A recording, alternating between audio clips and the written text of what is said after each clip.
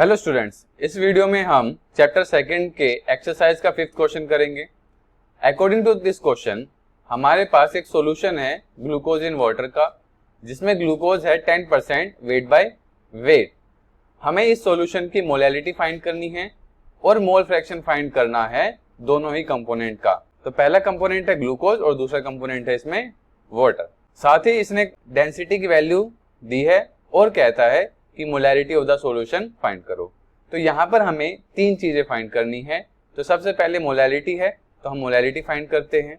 यहाँ पर सिर्फ एक डेंसिटी है गिवन 1.2 ग्राम पर ml और मास है 10% वेट बाय वेट। तो 10% से हमारा कुछ फायदा नहीं है, हम निकालेंगे इसको ग्राम के अंदर। तो इसके लिए सॉल्यूशन का मास हमें लेट करना होगा। Let mass of solution equal to 100 gram.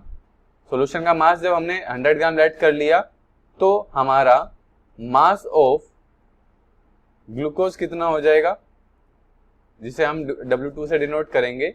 Glucose हो जाएगा 10 ग्राम।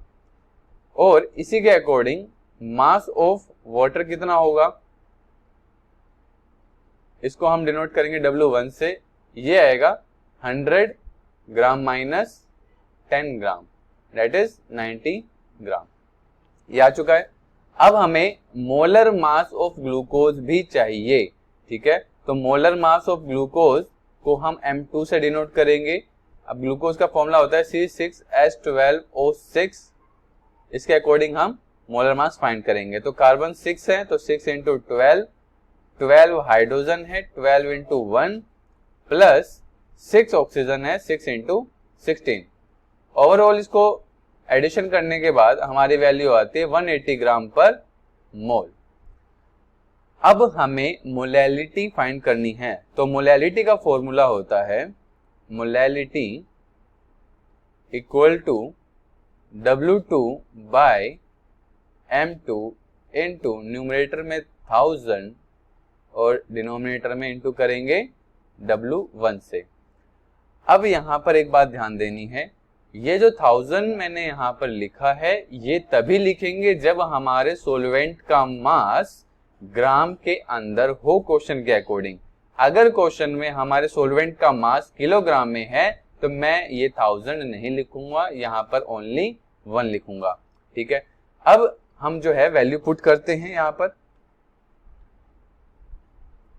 तो W2 की वैल्यू क्या है हमारे पास 10 ग्राम, M2 की वैल्यू 180 ग्राम पर मोल इंटू न्यूमरेटर में 1000 और यहाँ डिनोमिनेटर में हम W1 लिखेंगे जो कि है 90 ग्राम। और एक चीज और, कुछ स्टूडेंट ये गलती करते हैं कि यहाँ पर W1 की जगह वो सॉल्यूशन का मास रख देते हैं। सॉल्यूशन का मास नहीं रखना है, यहाँ पर हमें रखना है सॉल्वेंट का मास, ठीक है। अब हम इसमें थोड़ा बहुत कैंसल आउट कर देते हैं और हमें कुछ वैल्यूज मिलेंगी।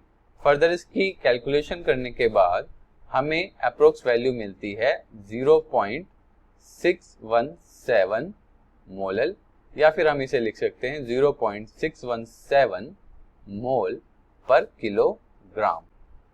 ये आई है हमारी मोलैलिटी की वैल्यू। अब हमें मोल फ्रैक्शन फाइंड करना है दोनों कंपोनेंट के लिए। तो उसके लिए हमें वाटर का मोलर मास भी चाहिए। तो वाटर का मोलर मास हम M1 से डिनोट करेंगे और वाटर का मोलर मास होता है 18 ग्राम पर मोल। वाटर का तो मोलर मास हमें याद कर ही लेना चाहिए, ये बार बार फाइंड करने वाली बात नहीं है, अक्सर यूज होता रहता है। तो चलिए अब मोल फ्रैक्शन फाइंड करते हैं। सबसे पहले हम मोल फ्रैक्शन फाइंड करेंगे ग्लूकोज के लिए। इसके लिए फॉर्मूला यूज होगा X of glucose equal to N of glucose divided by N of glucose plus N of water. अब एक चीज ध्यान से समझिए, यहां पर जब मैं मास देखता हूं ग्लूकोज का और वाटर का तो इसमें काफी डिफरेंस देखने को मिला। और दूसरी बात, ग्लूकोज का मोलर मास काफी ज्यादा है, मतलब डिनोमिनेटर में वैल्यू ज्यादा होगी। तो ओवरऑल जो मोल्स ऑफ ग्लूकोज होंगे वो काफी छोटे होंगे, बिकॉज हम जानते हैं n equal to mass by molar mass. ठीक है, तो कंपैरेटिवली ये हमें पहले से चेक कर लेना है। इससे होगा ये कि हम डिनोमिनेटर में ग्लूकोज के मोल्स को नेग्लेक्ट कर सकेंगे। तो मैं ये लिख सकता हूं कि n of glucose is very less than n of water, और जिसकी वजह से मैं n ऑफ ग्लूकोज को नेग्लेक्ट करूंगा in denominator, neglected in denominator. ये चीज हमें यहां पर लिखनी होगी।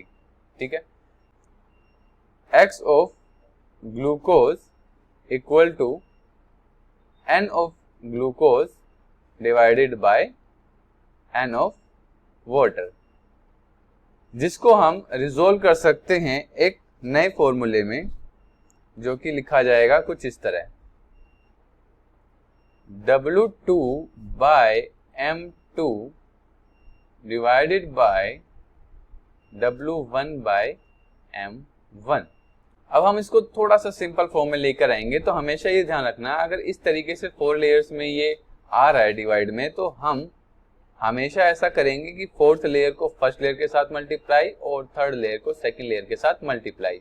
तो ये कुछ ऐसा दिखेगा, W2 into M1 divided by M2 into W1।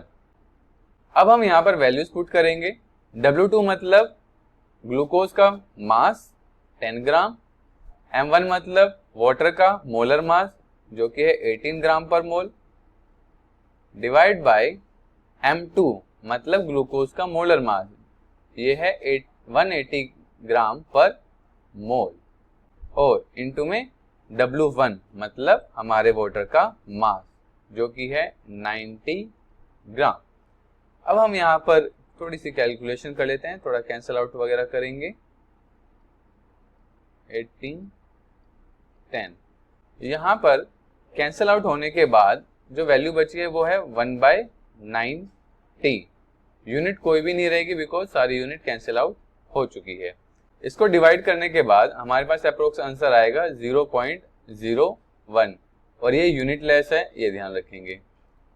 अब हमें मोल फ्रैक्शन ऑफ वाटर निकालना है। तो मोल फ्रैक्शन ऑफ वाटर निकालना बहुत आसान है जब हमारा ग्लूकोज का निकल चुका हो। तो मोल फ्रैक्शन ऑफ वाटर के लिए हम करेंगे 1 minus mole fraction of glucose.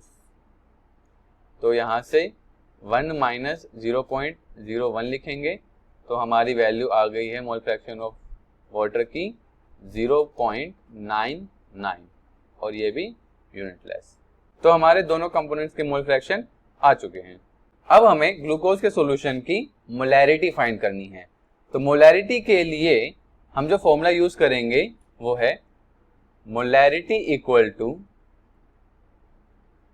W2 by M2 into 1000 by V of solution.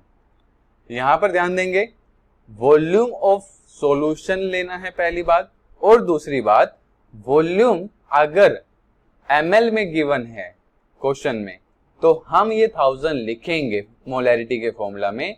Otherwise अगर वॉल्यूम क्वेश्चन के अंदर लीटर में गिवन है तो हम ये 1000 नहीं लिखेंगे, ओनली 1 लिखेंगे ऊपर।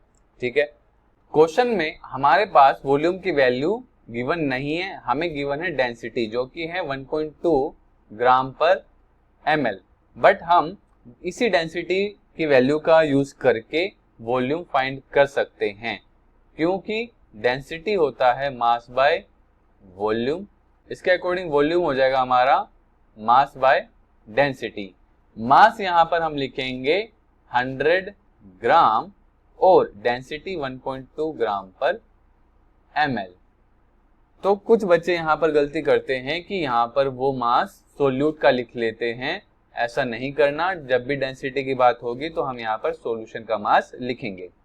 ग्राम से ग्राम कैंसल आउट हो जाएगा यहाँ पर, तो ये वैल्यू बनती है 100 बाय 1.2, और इस ml को बेसिकली मैं ऊपर भेज देता हूँ, ये पर ml था, ओनली ml ये बन जाएगा। अब क्योंकि हमें मोलैरिटी में वॉल्यूम की वैल्यू रखनी है तो हम ऐसा कर सकते हैं कि इसको सोल्व करेंगे और जो वैल्यू आएगी हम वॉल्यूम की जगह पर रख सकते हैं। बट मैं आपको दूसरा तरीका देता हूं जिसकी मदद से कोई हैवी कैलकुलेशन ना करके इजी वे में हमारा आंसर आ जाएगा मोलैरिटी का। तो इसके लिए मुझे इस वैल्यू को एज इट इज यहाँ पर रखना होगा। अब हम मोलैरिटी की फॉर्मूले में सभी वैल्यू रखते हैं। तो मोलैरिटी इक्वल टू W2 की वैल्यू है 10 ग्राम, M2 की वैल्यू है 180 ग्राम पर मोल, यहां पर 1000, और डिनोमिनेटर में हम वॉल्यूम की ये वैल्यू एज इट इज रखेंगे 100/1.2। अब एक बात ध्यान देंगे, क्योंकि हमने यहाँ पर 1000 यूज किया है तो ये 1000 यूज करते ही हमारी ये ml में जो वैल्यू थी, ये जो वैल्यू ml में थी वो लीटर में कन्वर्ट हो जाती है, बिकॉज हमने यहाँ पर 1000 यूज किया है। इस बात का खास ध्यान रखेंगे, ठीक है। अब एक चीज और, इस 1.2 को मैं न्यूमरेटर में मल्टीप्लाई में लिख सकता हूं चेंज करके। तो ये वैल्यू कुछ ऐसी बदल जाएगी, 10/180, ग्राम से ग्राम को कैंसिल आउट कर दिया और इस पर मोल को मैंने न्यूमरेटर में भेजा तो ये हो गया मोल। साथ ही ये 1000 एज इट इज और 1.2 मैंने न्यूमरेटर में भेजा था तो 1.2 यहाँ पर मल्टीप्लाई कर दिया, और डिवाइड में 100 एज इट इज रहेगा और इसके साथ लीटर भी, ठीक है।